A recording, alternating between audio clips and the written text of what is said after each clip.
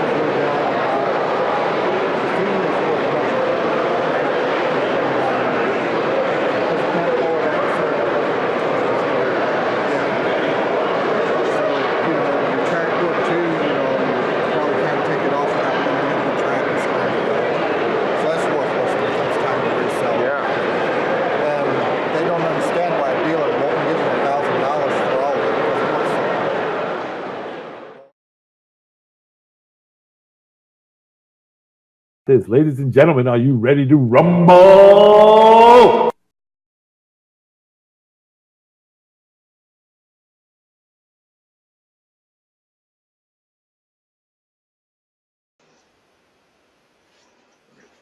Good to go.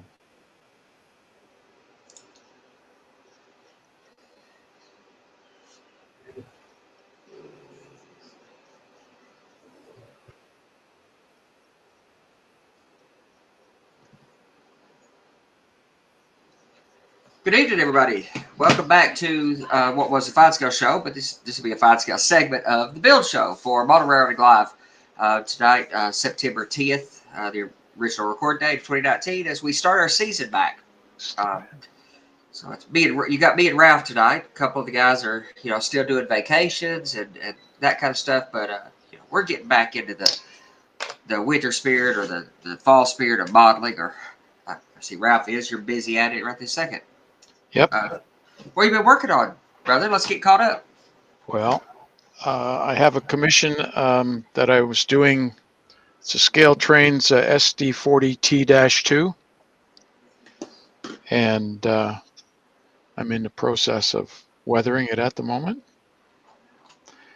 And I've had nothing but problems with this thing since it's the first Scale Trains loco that I've taken apart, and not knowing where all the little clips are that hold things together and that sort of thing has been, to say the least, very interesting.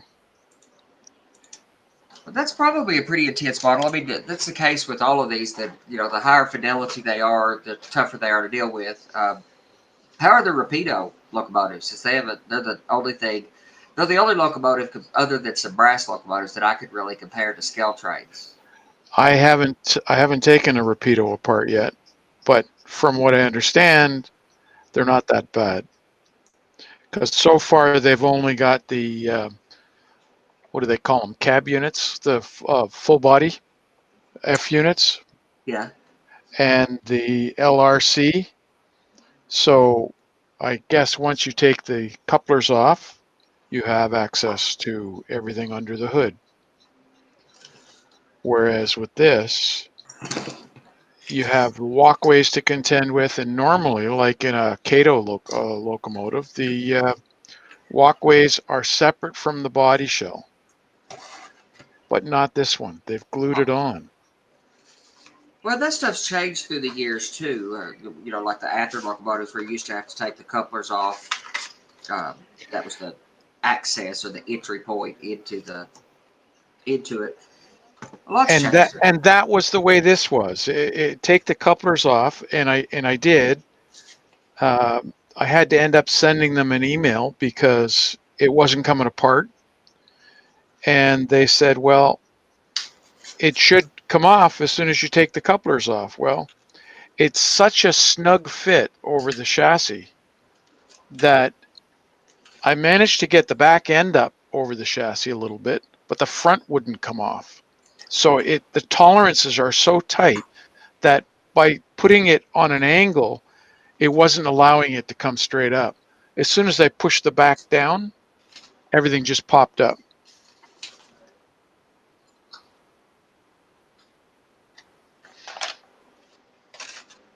Okay.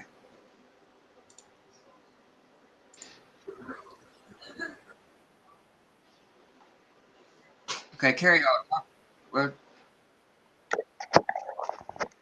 How's that? I'll How's that? adjust my audio, but it'll drop me out and back in real quick. So give me just a second. You guys carry on, Ref, what you're talking about, which I'm fascinated.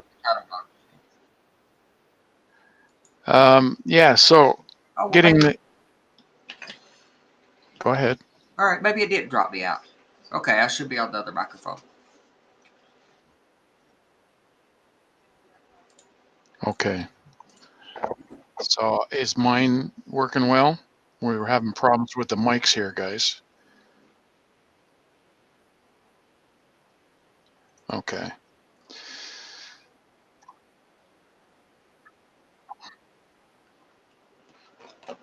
So anyway, the engine shell came off properly. um, the way they said it was going to. And then I don't know whether you've ever had the Genesis trucks apart. When you pull a Genesis truck apart, you pull the bottom off, and it has little pins. And I don't know whether you can see on the ends of these two little tabs that are sticking up. Oh, yes, got holes There's through it. holes. Right. Okay. So what happens when this goes into the side of the frame? The bottom piece comes up, and little pins go into those holes to hold the side frames on. Except they made the side frames on this a little bit different, and I couldn't see the tabs to release it because, well, just the way they had it made. And I eventually got it, and the guy from Scale Trains, I forget his name now. He said to me, "It's a good thing you called us because a lot of people have tried to take them apart and they break that little tab, and then of course the thing doesn't stay together." So I managed to get it, and when you take the bottom off the truck, you have to be really careful that the wheels don't drop out and the gears come with it. So I don't even know where I have the chassis now, but I have the wheels or the bottoms taped on so that they don't fall out. But it's coming along. I'm getting myself all prepped and psyched up for our weathering show when it starts. Absolutely. As I was talking about earlier when I was mentioning this, tonight I will start working on some of the high fidelity car kits, which sets me up for some of the painting and weathering stuff. Me and Ralph have been talking recently. I've largely worked on the layout as I needed to through the summer with what time I've had to work on it, and I have made quite a bit of progress actually. To give you guys that are in the normal nightly chats and such. But this winter, I plan on getting since the layout's getting really close to being in a running state. I want to get a bunch of rolling stock ready to go. Some of that's ready to run stuff, um, with separate grabs and some of the particulars that I have. But I've got a bunch of resin stuff that I've had some of it for a number of years, and I want to get started moving on some of that stuff. That's also going to mean that I have to do some. I have painted and decaled or deckled a few cars in my earlier modeling life, but nothing that I was specifically that proud of per se. And I want to be fairly particular with what I'm working on here. I've got a bit of down a kind of a mental thought process here recently with Ralph talking about some 35th scale stuff he was doing, and I'm going to probably pick up a couple of the 35th scale uh, military modeling railroad equipment or trade equipment, I think, because it gives me a really good place to try some painting techniques and to develop some painting techniques where it's not as precision airbrush work, and I can develop the more precise work as I work with it. But Oh, it's just a bigger canvas. yes, absolutely, much more and more forgiving in some ways than the smaller.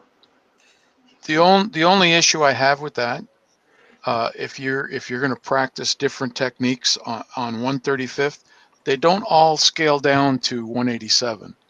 No question. Especially with weathering techniques, I could see that not scaling the same. Like I'm very amused at some of the. I mean, don't get me wrong. The military guys, they've got us over a barrel with the way they do the detailing, the weathering, and so on, and painting of their tanks and whatever. There's a lot of techniques that do work for us, and I've been using them only because I was introduced to them by my boss when I was working at the hobby store, and he's a military modeler. Yeah. And I thought, wow, I can use that. So I started doing it. But like I say, some of them don't translate to the smaller scale, like chipping effect. The interesting part is with most, except you're going to be doing resin kits. So basically, you're starting from scratch with a blank canvas. Yes. With most of the stuff, you have like this. It's pre-manufactured. It's finished to a presentable degree for your layout, whether it's weathered or not. But the military guys have to add all that. Right. And one of the techniques they use is chipping, and it's done with a sponge, a very porous sponge. I've seen that quite a bit in what I've been watching. They, instead of us doing it as a more subtractive process, they're basically painting the chipping effects on top. Yes, and there's the chipping effect is done basically with hairspray and your rust colors and your body color that you're going to use and so on, and a stiff brush to break through the body color into the rust color underneath. And what ends up happening is you dissolve the hairspray layer that's between the rust color and the body color, and the body color starts to chip off.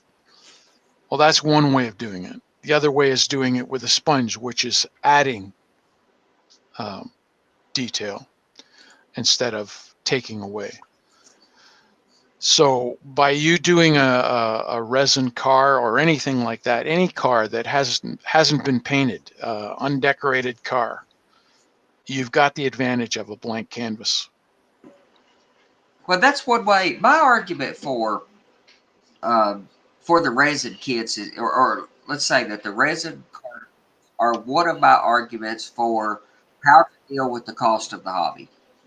If you care about having high quality models, if you're really impressed with the Scale Trades Rivet Counter series and the Rapido and let's see, Tangent models and Exact Rail, and there's a laundry list of these companies that are doing spectacular models, just incredible stuff at $60 a car. Many of them are. So my argument for that, if you're looking for this high quality modeling, my argument for that is there's choices. You can spend the money, or you can trade labor for money. But there's also a benefit in that I don't find, this is an odd argument. In my era, the argument has always been that the modern guys were kind of shorted a lot. That a lot of the model railroading equipment was available in that transition era because it was so popular for so many years. Transition era modeling was. Um, I don't think that that's necessarily true in HO scale today. I think it's surely true in some of the more eccentric scales, especially O scale. That's modern guys really have it to do in O scale.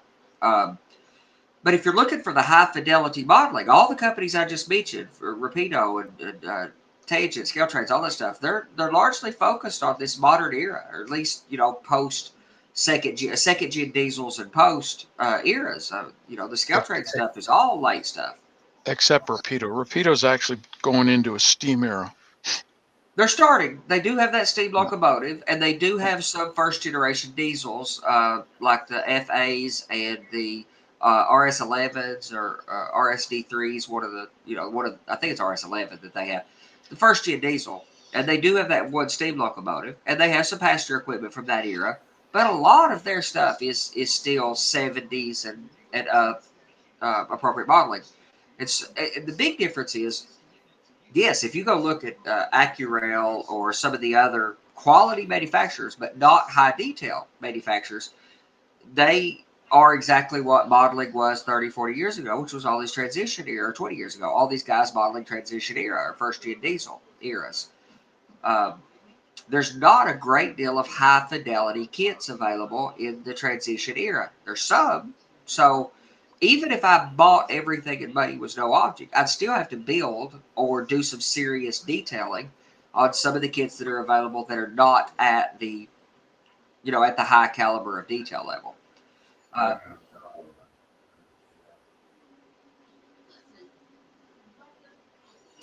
Okay. Um, and then also is cost. So one way that I could save a lot of money is to build the resin car kits. One, they're more accurate than what I could buy, no matter what.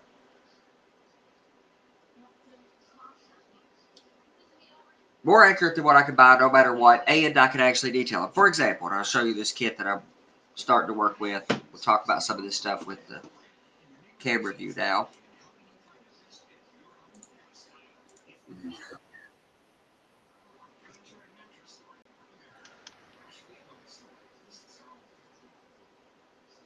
William Sullivan says, "Do you know of any locomotives in the Chicago Northwestern Railroad name? Of any locomotives in Chicago Northwestern Railroad name?" But I don't personally know. There's a lot, I'm sure. C&W was a fairly major railroad. There's a couple guys I follow on YouTube, or there's one guy in particular that I follow on YouTube that's a C&W modeler. Uh, Also, since I model the Norfolk and Western, when I search for stuff related to that, I find a lot of C&W stuff, but I don't really know anything about that particular railroad. Um, so there's been a lot of resin kit manufacturers out for a number of years. These couple that I have laid out here are Finaro and Cumberlanco. I've got some Westerfield. Those are really nice kits. I don't think they're, they're a little harder to find, a little more expensive. But one of the great things about the F&C kits, the Finaro and Cumberlanco kits, they're relatively inexpensive, especially if you buy several of them.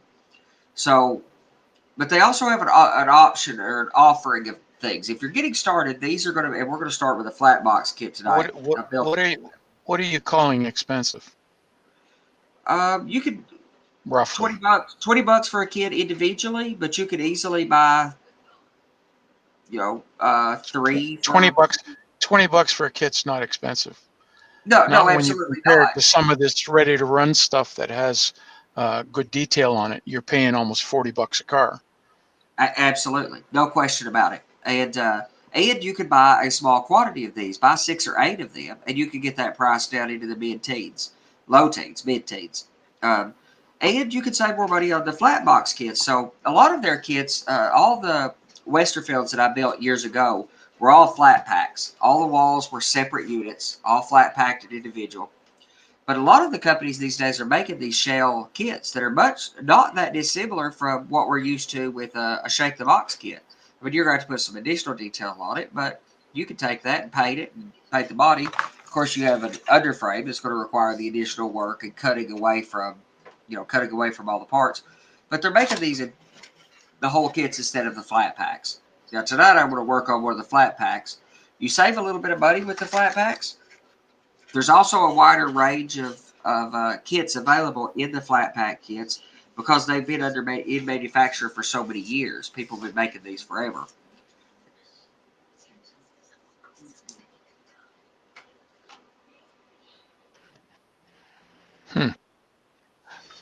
I don't know. I haven't attempted any resin kits yet.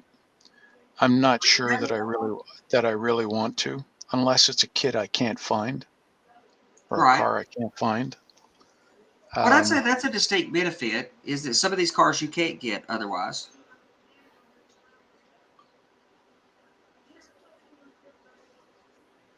Yeah, I'm okay with pre-manufactured stuff. The issue about the amount of money, a friend of mine lives in the Ottawa area, Chris Lyon, CNLVN Absolutely. on YouTube.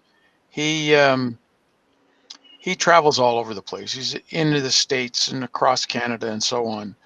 And every time he goes down into the US, he'll find a hobby shop that he can make a deal with. Like he used to have a lot of coal handling, and he needed a lot of ore cars. And what he would do is find a hobby shop that he could deal with and say, well, if I order, say, 30, 40 cars, what kind of price are you going to give me? And usually they'll jump at the chance because there's so many, or like so many cars that you're ordering. So he'll give you a good price. If it's just 10 cars, yeah, okay, you might get a bit of a break, but not a whole lot. I've never had to do that yet. I'm not at that stage at this point, but it is possible. I know that when I bought my Tortoise switch machines, they were roughly, I think it was $24 a piece or close to. Wow. and I got them for $14 a piece because I ordered them by the dozen. And it makes a big difference when you order in quantity. If you can do that sort of thing. But with today's current markets, the way they're going, I don't know what's going to happen. Well, that's another benefit too, is that the market's kind of an unknown. These resin kit manufacturers have been around a long time through various trends in the industry, and they're very likely to stay around. One of the benefits to resin kit manufacturing as well, just as a matter of the kit, is that the molds don't last very long. They have to remake the molds, or the masters. They have to remake those fairly often because if you make a plastic injection or an injected molded kit, or the dies required for injection molding, those are going to cost $100,000 or more, maybe hundreds of thousands of dollars. And but out of that, you could get, hundreds of thousands, or at least tens of thousands of finished products out of that process. Whereas with a Right. resin kit, with a silicone mold that you're going to get a resin kit out of, you're only going to get a few thousand out of a resin mold. So one of the benefits is you can do these small runs. So you could get rolling stock that would not have otherwise been made, that is not available in other ways. Finero Cabalenco, for example, has the 4-axle, or I guess it'd be 8-axle Wargol, or the large coal. It's like a 150-ton coal hopper that the Virginian had. It's a very odd locomotive, or a very odd piece of rolling stock that nobody would ever make, because even the Virginian only had a few of them because it didn't work out that well. Right. So you could do stuff that you can get stuff that's a low print run, and then again you can save money. It's a less cost effective. You also get a lot of options that you can't do in other kits. I mean, this kit has 2 different style doors. It has 3 ends, so that you can make the B end up in 2 different configurations. Of course, I haven't looked at the history of the car is talking about that in particular. You'll also see in most of the kits that this is for that solid So car. they give you some options that you're not going to use, possibly. Absolutely. Yeah, you'll end up with some extra Okay. parts, which, then you can make a scrapyard or something too. Yeah. Right. And you build up some inventory of parts. Also, and that's something I'll bring up, and actually here in a few minutes I'll show you guys. I'll bring up a few pages and do a screen share and show you a few of the things that are available as well that I'm a big fan of. But you get a couple different configurations. So you can build this car in 2 different door styles. And you can look on the website for this particular car. This is and then they'll go into the history of it. So this is, breaks. A lot of this is the history of the car, who it was made, when it was made, the 2 different styles that can be made. Hmm. So you And get some probably the ends were specific to an era or a year. absolutely right. You'd see that a lot on. This is a wood box car, so it didn't make it into the era when they done away with roof walks. But you'd see that a lot in some of the steel cars that can be built with or without roof walk configuration for that, post 60s, post 70s, end of the roof walk era. There's multiple brake configurations, so you can build the brakes in the, in the 1919, I think, is the standard for that. 1918, 1919 is one of the standards for the braking, and then there was a modification that happened just shortly before the Second War, and you could make it in multiple configurations. They've got the breakdown for each of the configurations Right. for a flanged AB, or for the AB valves. I don't know enough about the actual difference in the braking systems, but I don't have to know the difference in it. I just got to build it one of 2 different ways. And in my case, I'll build it to the late standard, since I'm modeling 1950. And you can get some really spectacular detail that, yes, it's available on some of the kits. I mean, the Tangent cars and scale trains. Branch Line used to have some good plastic kits that had a lot of fine detail on it. Oh, and then the passenger car kits that you could take a branch line ski. And actually, I have some of those. that were basically you got the kit and then you could buy third-party kits from or other parts from other manufacturers, and it treated the inside or the actual kit as a core. They made wood and metal sides for it, so you could end up with a brass passenger car by using a branch line train's passenger car as a center core and reskinning it with these third-party parts. Really? Those were quite popular some years ago to get fine scale passenger cars, especially the southern modelers that I knew. I was somewhat, but I knew a lot of. I had a lot of friends. All my friends in Tennessee were all southern railroad modelers, and they had the southern fluted passenger cars. Um, and you could get those metal sides for it that were very. They were metal, so they looked like the aluminum fluted aluminum sidecars. Well, unless this stuff is made in, it's a slightly different part of the topic, but unless this stuff is made in the US, as of December the 1st, everything's going to have a 10% increase. All the Yeah, locomotives, all the cars and everything, anything that comes from China. that's going to hurt our hobby. Yep. It's going to hurt everything, of course, Well, but it's going to hurt everything. I heard today, I was listening to a podcast today, and they were talking about building, scratch building and building kits is on a return swing.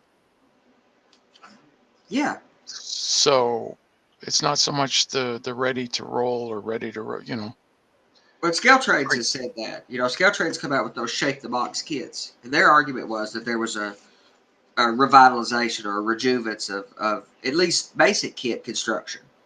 And that well, the shake they have two levels of that, of the kit.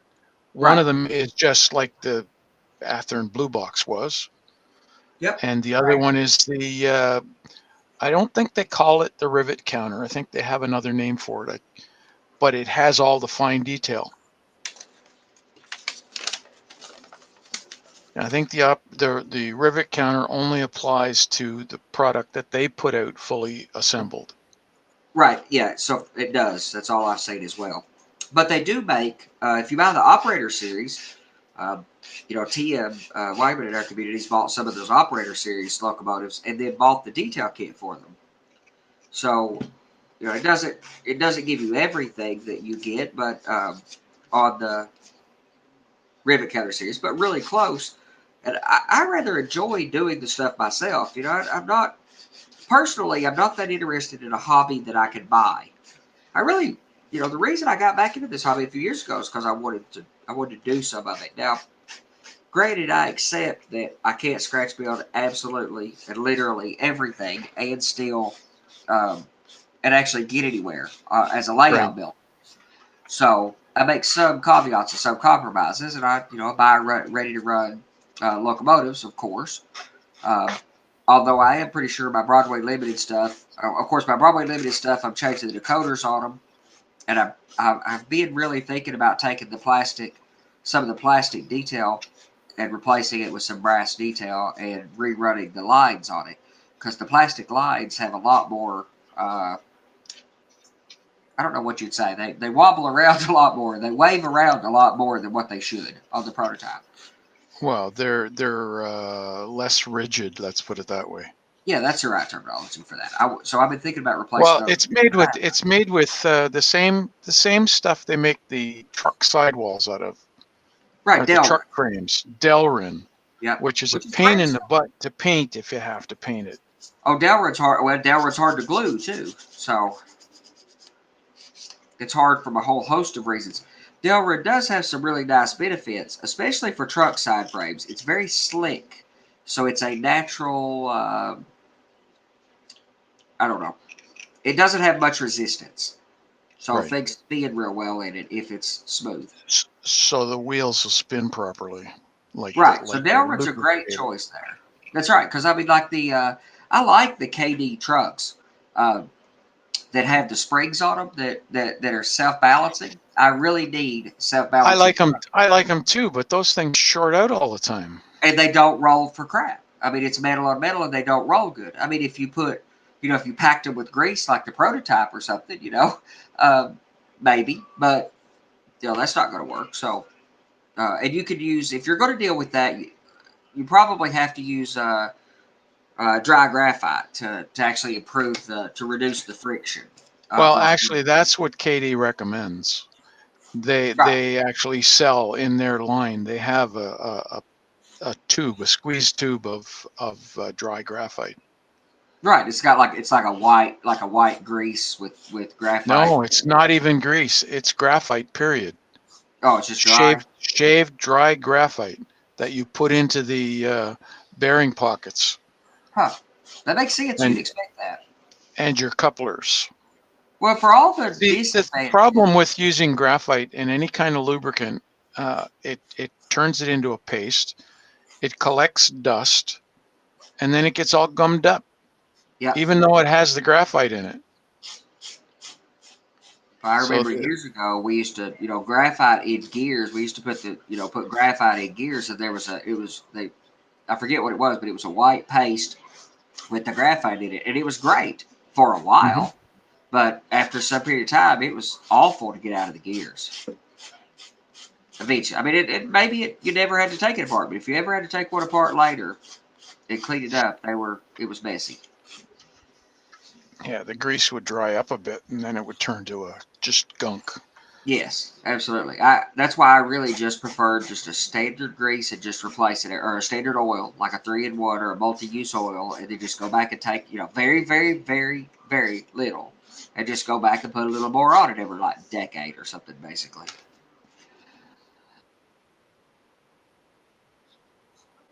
Right, Teflon. Teflon's of course probably even better than Delrin.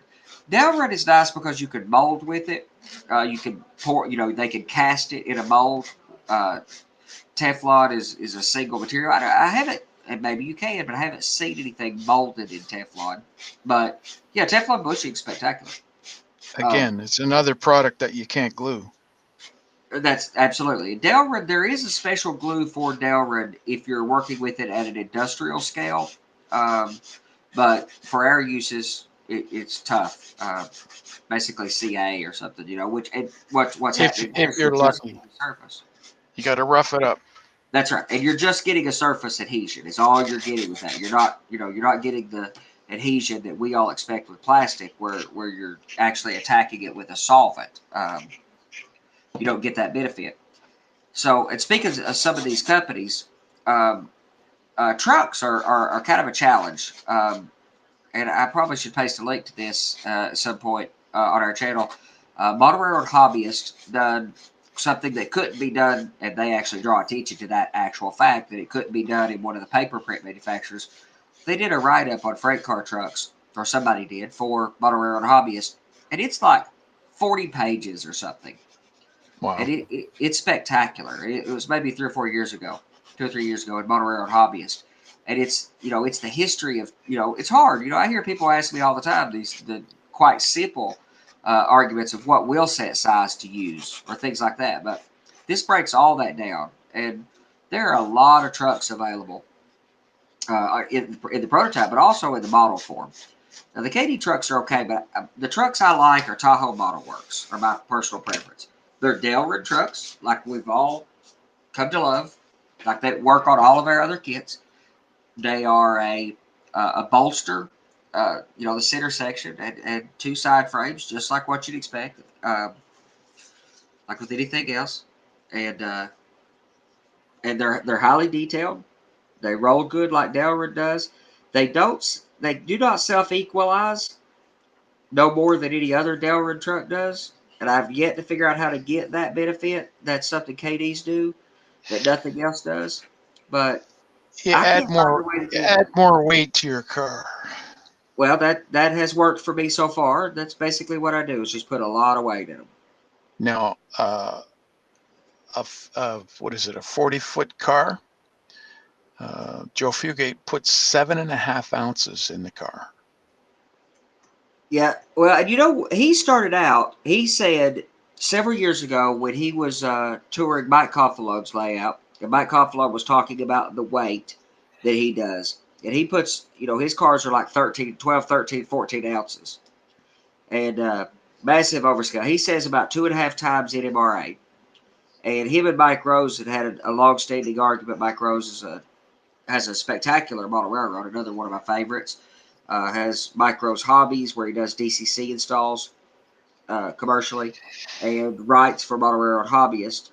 Also, he has a podcast. Scotty Mason was on with him for a long time, and now it's just him and some other people. But he argued that you'd burn up a locomotive over time, and Mike Conflone's argument was, well, the wheels slip. So I mean, if it's too much weight, the wheels will slip. That's right. So Then you bring in a helper unit.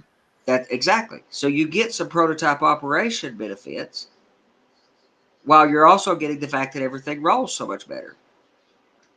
Now, at the time, Joe Fugate was waiting to NMRA, so he said.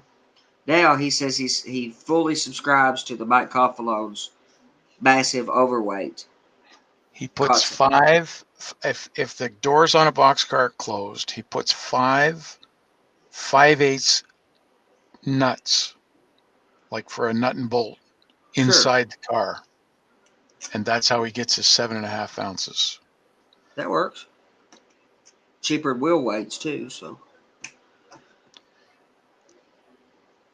Yeah, but God forbid that thing falls on the floor. Those bolts will break right through the wall.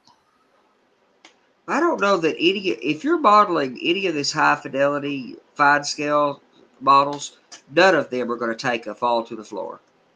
None of them. But the same is true of any of this stuff. I mean, you're not going to buy. It's true. You're not going to buy a Scale Trades rivet counter or museum series locomotive, and if it falls to the floor, you're replacing it. I mean, it's not. Well, it depends. You may be able to repair it generally, but it's going to be serious. if you've got those great big huge lug nuts in there, right, that hurts. There won't be any saving it. Won't be any saving it at all. And that depends a whole lot. There's a lot of variables, of course. If you have a carpeted floor with thick padding and your layout is, 3 feet off the ground or 4 feet off the ground, there are things that may improve. Your mileage may vary, kind of situation. My layout's at, way up off the floor.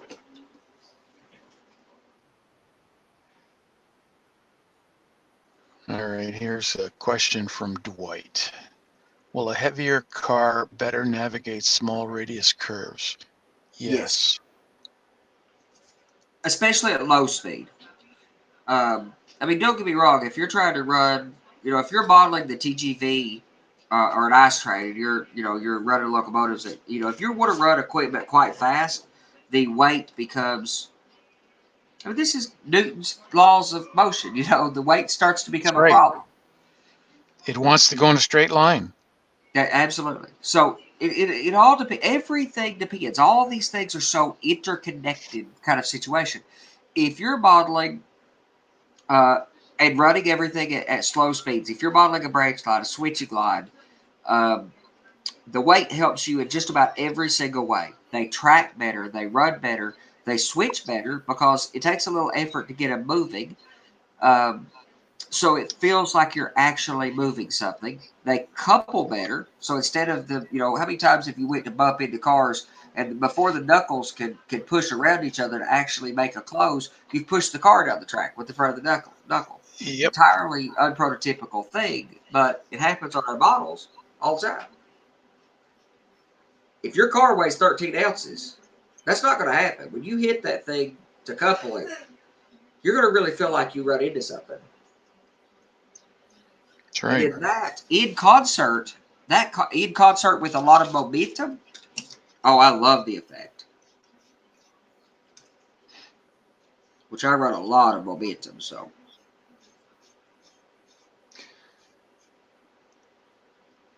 Well, I don't have operating yet, and as soon as I do, that will be consideration. I haven't played around with momentum yet. Yeah.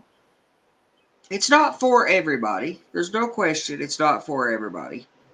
Some people hate it. They don't like that the equipment doesn't respond immediately, and it annoys them. It's not good for a beginning operator. There's no question that you should be able to turn that momentum down for new operators, or at least just get them used to, used to hit emergency stop if they have to. The key is, in my opinion, to operating with momentum, the key is using the brakes. That's something we don't do. It's something that works really well with a properly set up decoder configuration. The brakes are your friend. So, which is true, the prototype as well. So with a lot of momentum and the brakes properly set up, it's not near as out of control to switch. If on my layout, for example, if you're running around at 25 scale miles an hour, 30, let's say 30 scale miles an hour, and you pull the power all the way to 0, no emergency stop, no braking, just pull the power down. It'll take about 40 feet around the layout to stop. But if you hit the brakes, you can get that down to about 15, 20 feet. 20, something like that, which is fairly prototypical. If you're running around at 40 scale miles an hour, trains don't stop on a dime. So, all right, well, let's talk briefly about adhesive. So we did this a little bit. Part of the reason that I wanted to cover resin some months ago, we did a structure with resin. In that case, we could be a little bit more forgiving with that. And in that case, I strictly used epoxy. Now, you have some choices with resin. Resin does not adhere with a regular solvent glue. It doesn't break down, and this is gonna be the case with a lot of 3D printed parts as well. Now, most people just use CA, and as do I, use CA for resin kits. CA is definitely going to be your friend for that. All the detail parts, CA is about the only choice that we have. That's fine. Everybody who knows me on here knows that I don't care a lot for CA. It doesn't hold up real well. Okay, so my question becomes: are you using the thin, or are you using the thicker one, the gel? But it depends on where. In this case, I'm going to use medium. I've got medium, so it depends on the use case. But generally, the reason for using the thin is to get an instant set. Sure. If you Speed. use the gel, you've got a second, maybe a second and a half to maneuver it a bit Right. before it actually sets, And which in some cases is a good thing. Sometimes. Well, I've got thin and the thick gap filling stuff.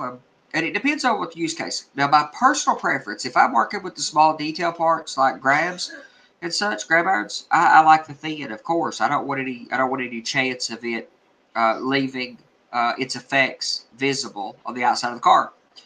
Um, what I like in this case is if I'm putting together the solid bodies, the closed body kits, the only glue that I'll use for anything is thin CA, because all I've got to put on them is detail parts.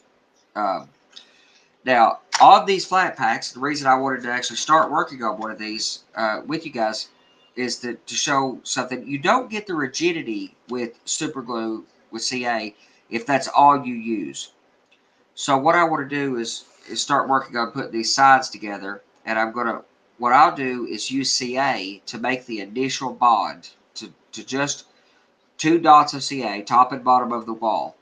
And then I'll use a little bit of diluted epoxy to basically make a fillet inside of the wall so that I give it some structural rigidity.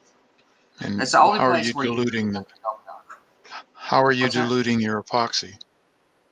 So you've got a couple choices, but acetone.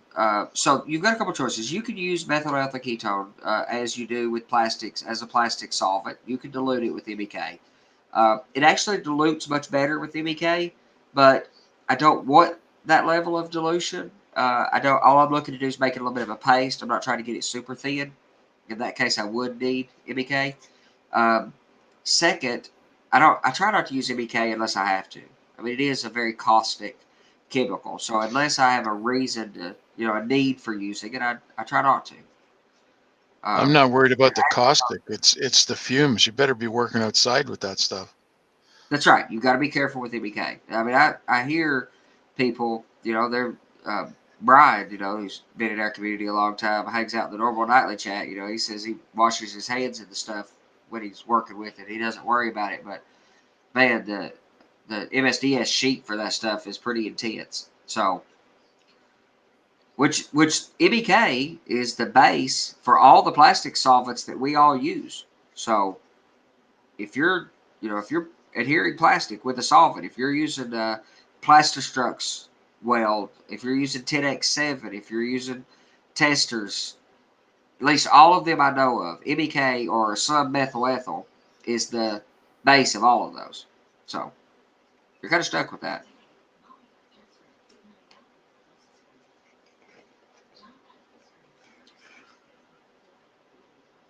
Let's see. I'm pretty sure this stuff I'm pretty sure this stuff just came from Walmart. Yeah, I picked up acetone at Home Depot. Absolutely. I mean, it's the same brand that Home Depot sells, or Lowe's sells at least. But I buy it at Walmart. By the way, this is acetone is fingernail polish remover. So you could use fingernail polish remover, although that's a very expensive way to buy acetone. Yep. Now, I like to be thrifty when I can, so I've converted my wife to acetone. Of course, you need to dilute it. Frugal. Right. Frugal. Absolutely. Frugal. So I've converted her to that. She can fill up that little bottle with this thing, and I can't even tell she's dipped into it. Fill up her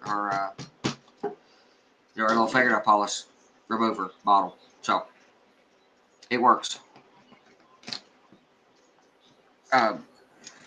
Let me share a couple things with you guys actually. So what I was going to do, if I still got time before I will, but anyway, when I'm in here, they're flat pack walls. You need to hold them at 90 degrees. I've got a outside square here in a second. I'll put on these, but just make them square. Work on a piece of glass. Work on a flat surface. I put a dot of CA at the top and a dot of CA at the bottom. Also, the micro brushes are fine. I use these little I use these little micro brushes too. Of course, like everybody does. They're fine. They're handy as they can be, and they're If you can disposable. find them. If you can Well, yeah, find them.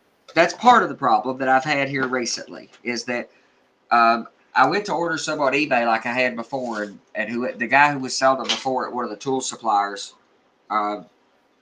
is out of stock. So that was just on eBay. But I prefer a regular brush anyway. I just won't normally waste a brush because they're hard to clean, of course. Give up on it actually. But I'll waste a brush when I'm doing something like working with a kit like this. I'll enjoy the use of the CA brush. You just got to keep it down in the CA the entire time while you're working. So this bottle is the bottle I like, the small bottle that I've got for doing these kits. And I cut the top off so I have a spot so I can stick my brush down in there and work with the brush. But then I can't use this bottle for anything where I needed a tip on it anymore. So which I've refilled that bottle a few times off my large bottle. I found the perfect bottle for you. Where the hell did it go? I want some of those glass bottles. I just can't find those lately. I used to. That's not What is that? Used to good. I used to good. Yeah.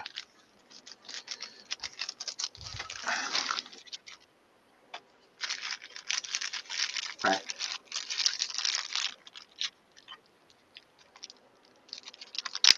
Right. I bought them from Hobby Lobby before when I was desperate, but it's like 10 of them for like $5 or something. Yeah, that's probably an exaggeration, but it's not. I'm not happy about that price. The last time I bought them, and I bought a couple sizes. And I've still got a few left, but I'm starting to get sparing with them. Bought the medium and the small, or medium and fine, or whatever. I think I bought 100 of each for like maybe $10 or maybe $5, something like that. They were cheap, and I like them if they're cheap. So if you're using MEK, you can get one of these Nalgene bottles. Oh yeah, that's the ticket now too. And it comes with, where the heck is it? You can have the really, really fine syringe type point. that fits on the. Right. Could you use Could you use the solvents in those? So there's the. I don't know whether you can see the point, but Absolutely. it's a syringe that's on the end of the tip of the bottle, and you can squeeze it out dropwise. It comes. This thing I got from China, from Banggood. It has probably about 10 different tips on it that go with it, from really fine to really large.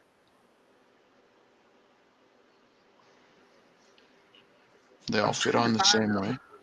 I've got some of those tips that you could put on your super glue or on your plastics bottles where they Yep, go on with super glue. yep, Disposable little tips that have they have a little like a little hair basically, a little tube.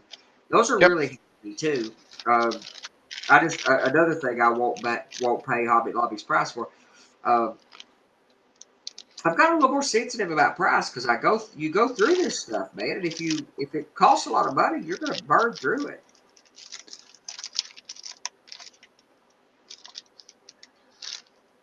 Yes. Well, that's the cost of doing uh, modeling. No question. But the beauty of eBay and the internet in general is you could buy about 100. And they don't cost anything. Doesn't hurt my feelings at all to throw those things away when when they cost $10. Not at all. And the other applicator, which I find is really good, especially if you're going to be doing, like, you could effectively use a PVA glue on the walls of that after you've done your dots with your CA. Sure. You could come back with a syringe, and like I have the curved syringe. Where the hell did it go? Filled with PA, Right. Just right? rough So up the surface of it it. has So it has the tip on it, fine tip on it, yep. and this, I found this works really well because you can. It's a regular syringe, but you can't put a syringe needle on it because it has this plastic tip that goes down to a fine point. Right. And when I'm not using it, I close it off with a push pin so it doesn't dry in the tip. Absolutely. Well, I've got some large actual syringes. I've cut the sharp point off from the needle off the end of it. Yeah, I've For done safety that too. Yeah, for safety reasons, and it's also not very useful for us. And then just taking a file and kind of kissed it with a file a couple times to kind of straighten it up. Um, a couple things I want to show. So another reason that I'm a fan of the resin kits is the use of some of these detail parts. That's just perfect for these, and I'm going to share a couple of these with you guys. Um, I've got some of these, but they're in the pack, and you can't really tell a lot about them from there. So I'm going to show you.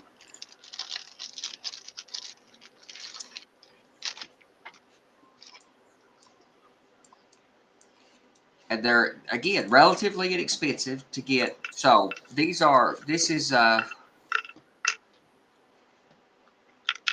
make that look a little bit better.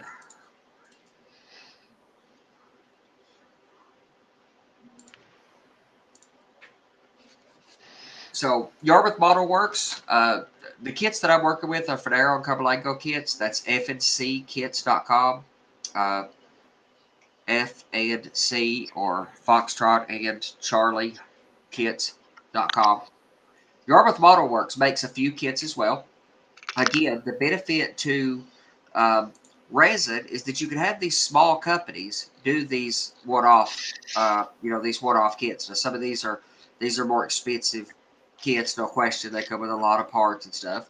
They also do stuff in more eccentric scales. They do some S scale stuff. That's stuff you don't see often.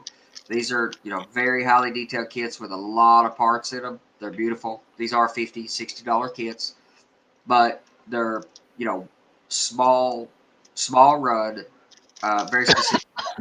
The benefit to this company, however, is not the kits, don't get me wrong, they're beautiful, but they're very, if you're looking for a specific car or a couple of a specific car, this makes all kinds of sense. But their detail parts are incredible. So I've got some of the ladders. Their ladders, that's something I hate. And that's something that I hope to do in a future show. And hopefully me and Ralph could put that together so that I'd like to take some of the AccuRail cars that are actually really, really nice cars. They just have some molded on detail parts that once those are removed with the chisel blade, proper detail parts put back on and a little bit of paint, they're great.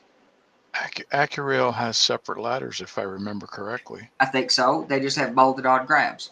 So you could leave their ladders off. These ladders, though, so you could buy these ladders in these kits that are just these two side pieces. And for some of the kits that, and you just run 0.12 wire, 0.12 brass wire, so you could, and CA or solder, but I just CA that. To build a spectacular looking ladder. I mean, it just doesn't, they're fine. They don't look like the plastic ladders have to be massively oversized. The rug size has to be oversized.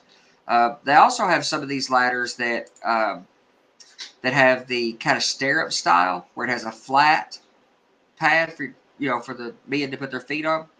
Yep. And take a little piece of styrene to hold the L angle, and that's an actual, it's an L that you bend, or it comes bent, and you just put these little flat pieces in it and CA or solder, but you CA from the backside.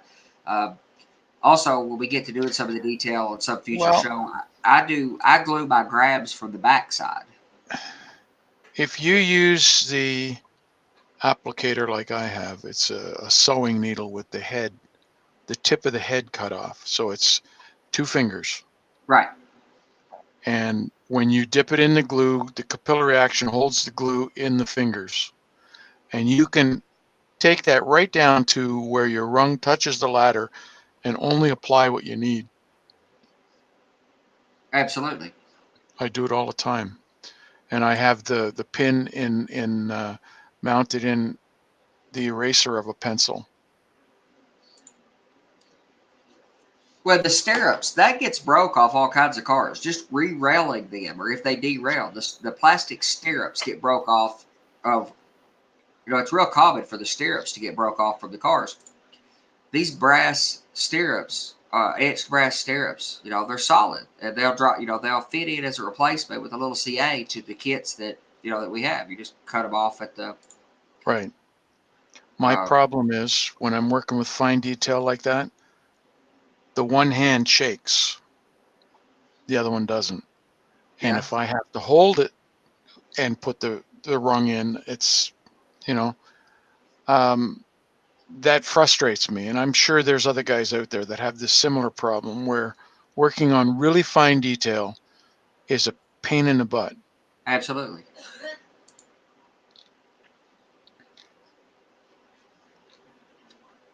But these are really good with the stirrups. Also, a lot of the detail parts. By the way, these are $3 for a whole bunch of these things, and $2 to get them shipped to you. So this is a very cheap. Even those ladder kits are. Well, it's a $2. Full set of ladders are $3. So if you order a bunch, you still may end up being $2 because you've gone over the dollar figure. That's right. Yeah, it's $2 up to 25. And $3 up to 40, and I mean, you could, the shipping is, a lot of times something's a good deal, to actually purchase, and then the shipping kind of puts a nail in that. But shipping on these parts are relatively cheap. Also with the resin kits, you can buy replacement ends, so you could get, just the ends for $6 if you're looking for those specific ends. So you can make a car that exactly matches some prototype car you're familiar with.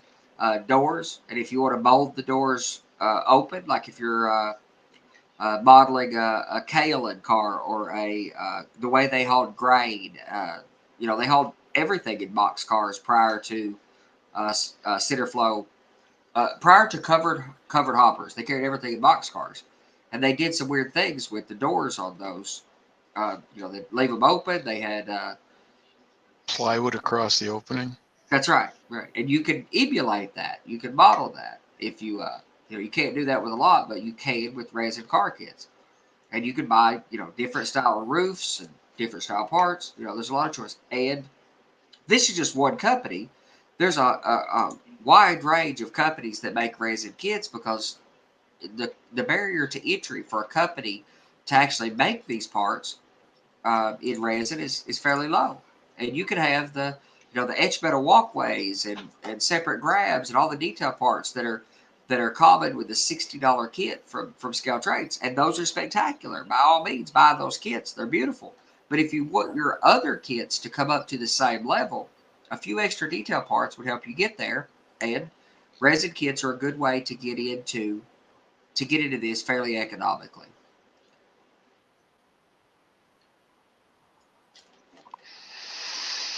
What's the proper size of brass fiber grabs and ladders in HO scale? That's BNSF 1982.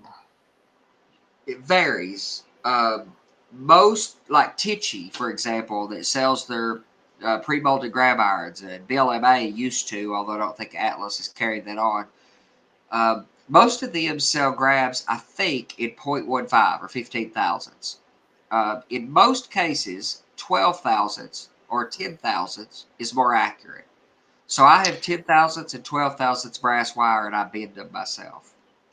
Somebody Right. has a template for drilling the holes if you have to redo them.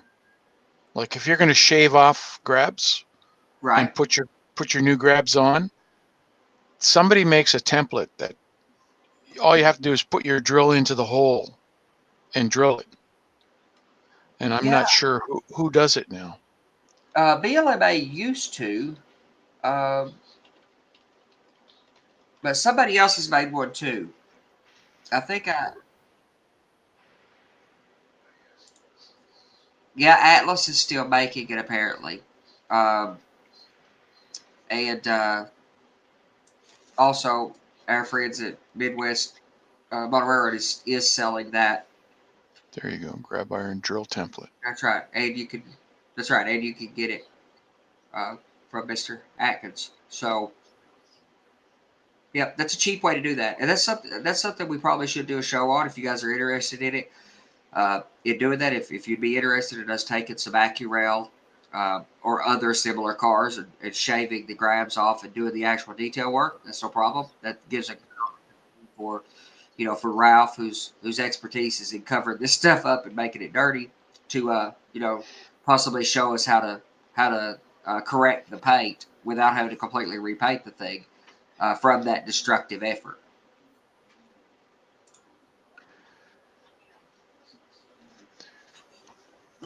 Anyway, all right, guys. So that was my take on.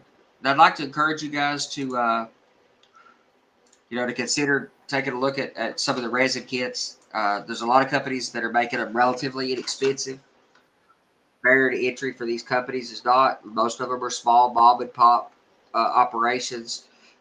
They're much more likely to survive even a downcline in the hobby than you know and also if you're looking for cars that are unlikely to be produced by another manufacturer because they can't justify the large volume runs of a specialty car or locomotive, you can get shells in resin.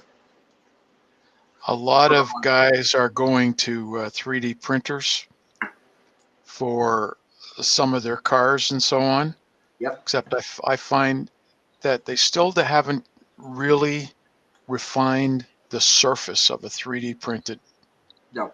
um, car or whatever. It still has the stratification lines.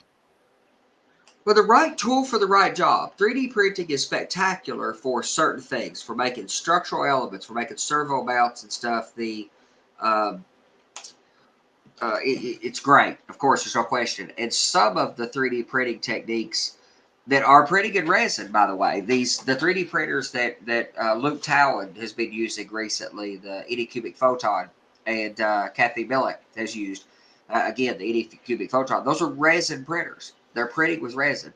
They do quite well for detail parts. it's it's rather difficult to do a car side in that. So, but you could buy the bodies and or cast the bodies, or get a resin casting of some of the larger parts. Print yourself some detail parts, or buy detail parts casted or printed in a resin from. That none of this is me even mentioning Shapeways, where there are tens of thousands of detail parts for rolling stock on Shapeways. Yeah. You could end up with some spectacularly highly detailed rolling stock for a quarter the price of buying it, and get the joy of doing it, and possibly build cars that are just not available from another source. So, and then we'll get to doing some painting and stuff ahead of the return of Ralph's weathering show. When Ralph, the headliner with his name back in lights, the beginning of the year. Uh, Maybe we'll have a few cars built by then and some detail parts done to have some canvases for you guys to get excited about using some of the stuff Ralph will show us then. Sounds good to me. All right. Otherwise, thanks you guys for joining us. Give us some feedback. Oh, Well, let them know. Catch them up, Johnny.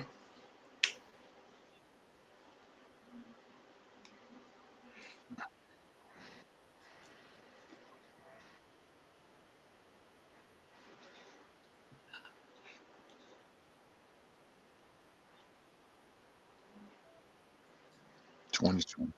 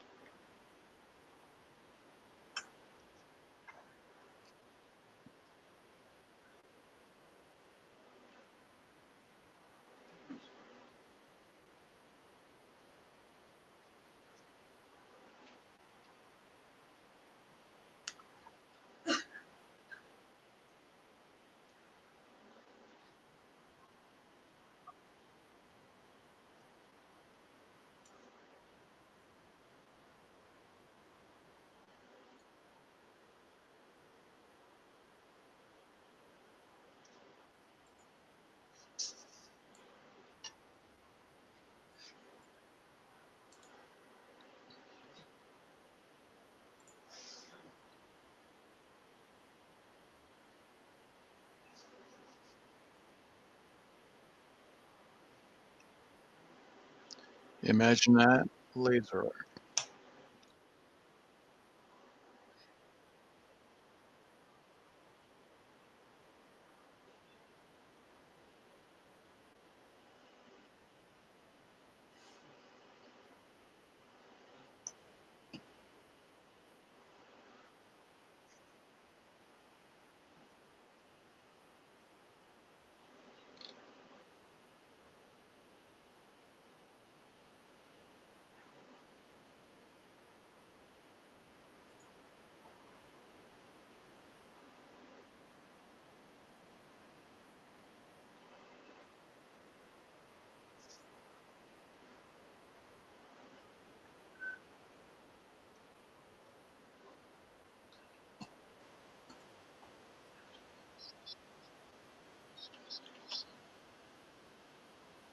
Right. So you could go to, and I'll pull that up so I can show you guys, but you could go, I've got it shortcutted. If you go to live, just in your web browser, go to live, L-I-V-E, monorailroadinglive.com. It'll just automatically bring you up to the live show. Now, I've also embedded it in our webpage to where on our webpage, you can click watch live. Hopefully this doesn't cover us up with sound before I can get muted. And there's our live show embedded. which you could watch in full screen. And it's just embedded in our webpage. So you never have to think about going somewhere to find the show if you know a show is coming up. If you've looked on if you've looked on our calendar and you've seen a show coming up, the Build Show, you can go to the calendar. Also, if you just go, you click that, it'll take you to, at the moment, I have it sending us to YouTube, but I will fix that to where it sends to our integrated Watch Live. I'm also working on the join in stuff, so you can also, anytime you want to join in on a regular nightly show, those links are also available on our webpage. You can go here to our joining our nightly shows. If you click join in, it'll immediately drop you into the room. So you can go to our webpage and get to everything Model Railroading Live related without having to remember the addresses of our appear room for nightlies or otherwise, or without having to remember the Twitch or other rooms for watching live video, plus our calendar, of course. Andy, you may want to repeat some of the stuff Johnny said, because apparently his volume, his voice or the volume was turned off when he was making the announcement. Unless. Yeah, how about now? I bet you they can hear me. I was just saying that we do the intro video. That is 6.5 minutes. So if you don't want to have to watch that on the recording, you can push your timeline up to 6.5 minutes, and that'll take you straight to the show. Also, Andy was showing you about our new website where you can join. Go to modelrailroadinglive.com, and we're getting the hyperlinks to work so that, like he's showing now in the calendar, if you click on a show like tonight's show, it'll take you straight to a live viewer to where you can watch it. Right now, he's got a link to YouTube, but we're going to change that to Twitch because it has a lot higher resolution and you see it a lot clearer. We're going to work too. It's going to take a little time. It's a lot harder to do. If you're watching through the .com site, you do not have chat. That's the only downfall on that right now. I've got a spot set aside for the chat. I'm looking for a way to resolve the chat because at the moment we are broadcasting on Facebook, on Twitch, on YouTube, and on Periscope, in Twitter. Combining all of that chat seems, eludes me as to the best way to solve that. So we're looking for a way to have a consistent chat experience, or we'll figure that out. Yeah, and I'll let you know that what we got on this month's calendar is the 18th. Of course, my show's every Thursday anyway at 10 o'clock. The next show next week on the 18th is Joe's Train Room. Tuesday and Wednesday night shows are at 9 o'clock Eastern time, so adjust your for your time zones. On the 25th, who's Big Bill talking to? He's going to have Nick Mazzy, the owner of Imagine That Laser Art, on the show, and that's going to be good. We've had Nick here before. He's a good fellow to talk with. Very interesting. So that'll be a good show also. But I just mainly wanted to kind of let you guys know about what you can do on our .com site. It wasn't available on the previous sites. And he's done a great job of leaking stuff together, excuse me. And that we are streaming on 4 different social medias at the same time. One last thing to bring up too, there's many people in our membership that weren't happy about Google Plus going away. A lot of people were not, and I know we mentioned that before. Let's mention it one more time. But we are on Facebook, of course. Everybody is, but a lot of people don't want to participate in Facebook, and I understand them not wanting to, why they don't want to participate. But while you can't comment and post on there, you can follow along with all the news updates and all the cool stuff. Like Ralph's posted some cool stuff, and various people have posting cool stuff on our YouTube, or on our Facebook rather. If you don't have a Facebook account, you can still follow along and read those cool postings and find out what's happening in our community or what cool stuff that Ralph has shared and others have shared on Facebook. I've embedded it on our webpage. you can just go to find us online and click on Facebook feed. And I have posted up a read-only copy of our Facebook feed that updates automatically. Alrighty, that's pretty cool. It is. And everything about us is posted online. All the stuff about the team, where you can find us, all of our different sources, where our Twitter is. We have a Groups IO. Again, if you don't want to participate in Facebook, then we have a Groups IO page. That's where Groups IO has become the kind of de facto replacement for Yahoo groups, where a lot of communities used to be. Like the JMRI community was on YouTube. I'm sorry, on Yahoo, and they have moved over to Groups IO, as well as the Proto 48 community, and a lot of model rarity communities are over on Groups IO. We have a presence there as well. So, anyway, All right. everything Well, about us is somewhere on the website. So go poke around on there. If you can't find something, please let me know. Let me know if what I can put on there for you. Okay, gentlemen, I have to say goodnight early. alrighty. We'll see you I over in the shall. other room. Yep, talk to you later. Right, Ralph. All right.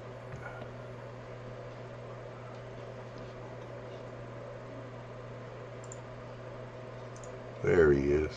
Yeah. Just took me a couple clicks. You're not watching the live feed, are you? Uh, You'll have to go back and watch it at the very end. Alrighty, so there you go. There's a brief catch up on what's going on, what's happening, and we shall see you Thursday night of this week for Johnny Small Train Talk at 10 o'clock. So y'all have a good week, good night off. We'll be back on Thursday. So we'll see you then. Bye.